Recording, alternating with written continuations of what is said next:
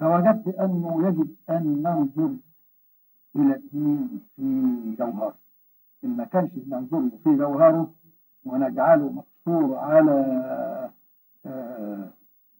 طقوس ظاهرية فقط، فإن هذه الطقوس ليست هي المقصودة بالدين.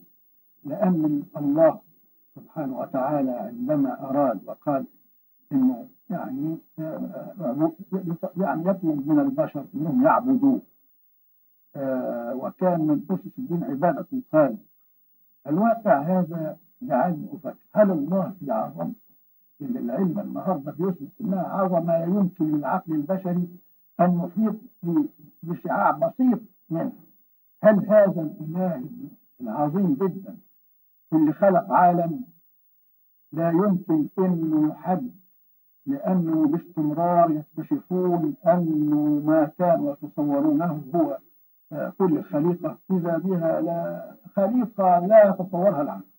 فاذا هل هذا الاله العظيم جدا في حاجة إلى أن يعبده لمجرد أنه عبادة له لمنفعة له أو لمصلحة أو لزهو أو لفخر؟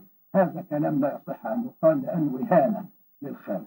إنما الله يريد أن نعبده لأنفسنا، وكل ما يريد منا لصالحنا نحن. إذا هو يضع في اعتباره دائما سبحانه وتعالى مصلحي.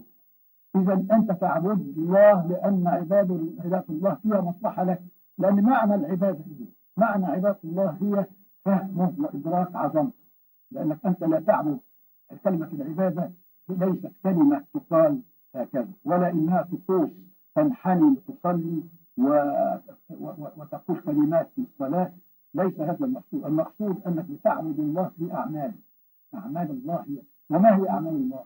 أعمال الله كلما العقل ارتقى بتدهش من جلال هذه الأعمال وعظمتها. ولذلك قال الله إن العلماء هم اللي أقرب إليه، وإنما يخشى الله من عباده.